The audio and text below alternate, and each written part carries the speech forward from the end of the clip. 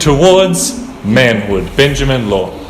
There are some men in the world who are unambiguously male, unquestionably, identifiably, inherently male. It is not uncommon for teenagers I encounter on public transport to be twice the size of me, twice as physically developed, even though I'm actually twice their age.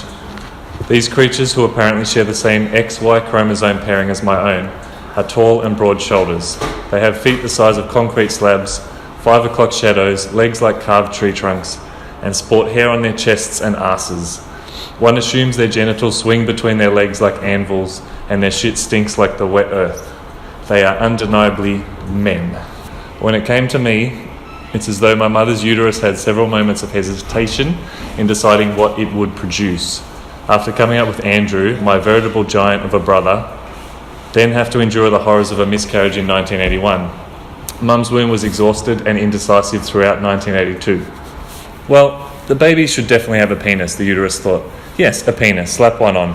Should we put hair on its forearms? Maybe hold back on the forearm hair. I don't know, what about leg hair? Yes, leg hair. Actually no, stop the leg hair. Oh no, wait, put it back. The results of such indecisiveness was me, this Asian hybrid man-child thing. Someone with a 27-inch waistline, hands like a well-manicured woman, unsightly and improvised leg hair growth, and, inexplicably, a baritone voice which can sometimes sound like a gay James Earl with a cold. Despite my skinny frame and Asiatic eyes, I also have sensual, full-bodied lips, not unlike those of an African-American woman. It is a confused and strange body to inhabit. For the majority of my life, I've worked against the outcome of this genetic lottery. I've tried bashing shit, listening to different music, gaining weight, building muscle, slouching, pretending to like girls, but nothing's really worked. Now at the age of 25, I've given up trying. Yes, I'll swear like a stevedore, but I'll refuse to heckle. I'll belch in public, but will refrain from farting. I grow hair on my abdomen, but not on my calves. I'll eat your meat pie, but not your vagina. I'm a compromised failure of a man. My siblings are fond of reminding me that the signs were there from the start. There is an infamous family video we sometimes bring out at Christmas. It shows my 4 siblings and me, between the ages of 2, Michelle, and 15, Candy, holding an improvised fashion parade through the living room. My mother never got rid of clothes back then. Pantyhose, old bathrobes, hideous socks with ruined elastic. She kept them all. They simply went into a massive plastic tub, and Viola, Jenny's bucket of fun, was ready. When you're a mother of 5, you need cheap entertainment. Much of the home video simply contains incomprehensible screaming and screeching. We were laughing so hard the whole time. At one point, Candy, dressed like an abomination from a medieval fate, comes close to the video camera and crosses her eyes. "I'm a lesbian," she declares. Delighted 6-year-old Tammy screams with laughter and starts calling after her, "Darling, darling, darling." My older brother Andrew and I refuse to be outdone. We know we can be more entertaining than a medieval dyke in rainbow glasses. We find old, saggy brown pantyhose and pull them tight over our genitals, past our navels and into our armpits. We strut down the makeshift catwalk made of sofa cushions and headrests, hands on our asses, blowing kisses to the camera. Tammy laughs, scandalised and confused. 2-year-old Michelle, not really understanding what's going on, simply screams and screams and screams. Things get out of hand, and Andrew cruelly tries pulling off my shorts, laughing as I stumble over the cushions, still in pantyhose and high heels. Siblings start running into each other like idiots. Costume changes behind the sliding doors become more violent and frenzied. We scream and scream. Dad, who works hideously long nights at the restaurant, comes into the scene, looking disorientated. "Darling, darling," Tammy screams at Dad. "I'm a lesbian," screams Candy again. Inexplicably, I spontaneously start humping the cushioned catwalk violently, moaning and pretending I'm a woman orgasming. I grunt. It is chaos. Then Andrew comes bursting out of the doors. The video camera cuts out to black. When we return, Andrew is on the floor, bent over and howling in pain. Someone has kicked him in the balls. Actually, from what we gather watching the video, it mightn't have been a kick but a punch. It seemed Tammy had just balled her fists, aimed and without reason cushioned them straight into his testicles. Andrew crouches, keeled over, crying his guts out. Behind the camera, Mum sighs. "Michelle, give your brother a tissue." Alex continues crying and Michelle waddles over and gives him a Kleenex. It's a touching moment. The mood had definitely changed from unhinged frivolity to sobriety. But watching the video now, I know that without a doubt, somewhere in the background, my 10-year-old self is sitting around, out of frame, happily oblivious, still wearing his dress and pantyhose, examining his nails in the sunlight. Around the time of the fashion parade, I'd been having a successful run in childhood gymnastics and was featured in the newspaper several times for my sporting prowess. After a while, however, the bars started hurting my hands. The exercises and demands became increasingly excruciating. 180 degrees full circle rotations on the high bar, supporting my entire body weight in a 90-degree L shape on the ring, spinning my leg around a pommel the size of a Shetland pony. I was experiencing the painful transitionary period where male gymnastics suddenly became less about nimbleness and agility and more about brute strength and courage. Lacking both of these qualities, I quit. People told me it was a girly pursuit anyway. Andrew recruited me into the decidedly more manly sport he was pursuing, karate. None of his cartwheel, leg-splitting crap. Now I'm moving on to a sport that involved bashing the living shit out of people, which was as manly as it got. During one of my first lessons, our sensei, a white dude called Eddie, taught us how, in shopping centres, he always kept an eye out for potential attackers by watching his reflection in glass store entrances and shopping centre window displays. He always kept his hands in fists just in case. You just never know, Eddie told us. One of the main ways people get attacked is from behind. They never see what's coming. Sure, you might call these attackers cowards, but calling them names won't make any difference when they've slit your throat and you've got blood all over your shirt. Newsflash, you are now dead. So do what I do, watch for people in reflective surfaces, stay alert. And when the bastards attack, be ready to smash their faces in. He punched the air in front of him, everyone nodded sagely. Eddie's presence made karate a more frightening prospect than it had to be. Even though I was fond of the kata routines, which seemed like a choreographed dance, I sucked hard at the actual bashing component of the sport. My gymnastics training afforded me the flexibility to kick a fully grown man in the head, but there was no strength behind my knocks. My frail little boy bones meant that you could have broken my collarbone by tapping me on the shoulder. My freestyle sparring sessions were the worst. Green belt, an orange-belted girl said to me one night, beckoning me with her finger, "You're with me." One well-aimed kick to the gut later, and I was winded. I may have wept. Even though Andrew and I walked to and from karate class together every week, I'm not convinced we bonded during that period. We were just too different. He was the boy of the family, a monosyllabic, grunting champion tennis player who smelled weird and punched holes in the walls to prevent his frustration. I was on the primary school debating team, jumped rope during recess, and had a defence mechanism that involved a unique combination of scratching and spitting. "What are you?" Andrew asked one night, withdrawing from a fight after I'd repeatedly spat in his face and clawed at his eyes, squealing like a pig. He wiped away the soup of saliva and phlegm that marinated his face and looked at me with utter disgust. "I mean, really, Ben, what are you? Fight back properly, be a man." Our music tastes were irreconcilable. It was 1993 and Nirvana had just released In Utero.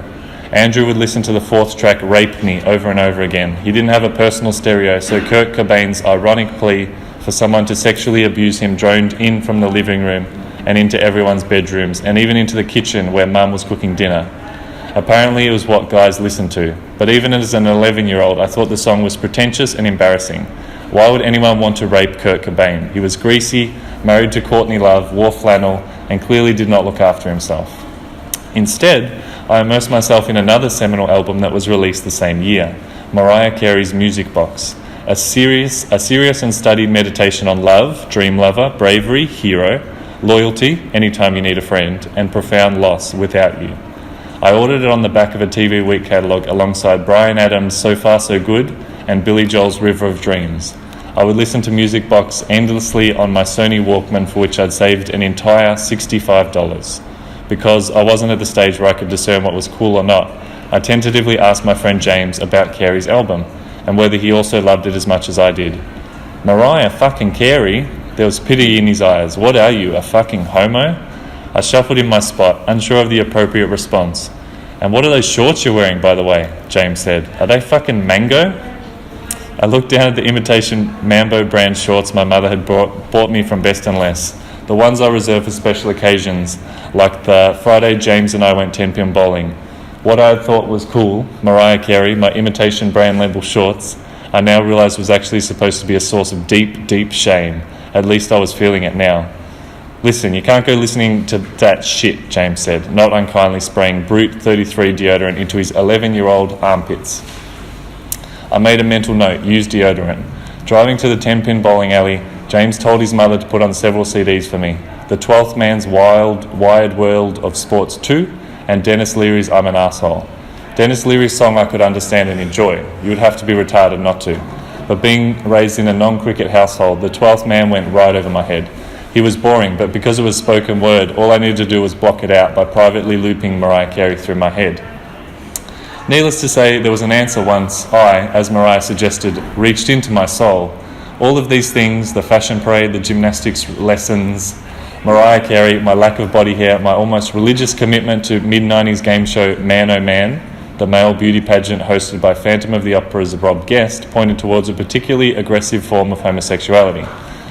When puberty eventually hit, all the teenage schoolyard boys, reeking of armpits, various penis odours, and locker room links, were on the hunt for anyone remotely queer to exercise their knuckles on. God knows how, but I apparently passed the test.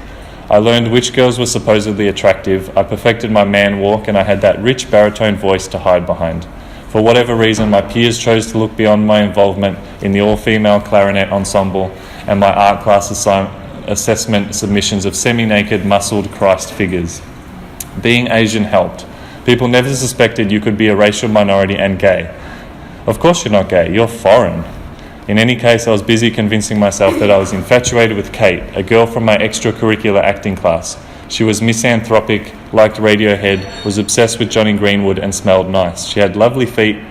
I had severe scoliosis and a Tori Amos rarities collection. In our area and in this era, this was as close as the youth got to cutting edge. A few months into our friendship, I sent Kate an anonymous Valentine's Day card with Elliott Smith lyrics scrawled all over. She called my bluff and asked me out on a date during an online chat.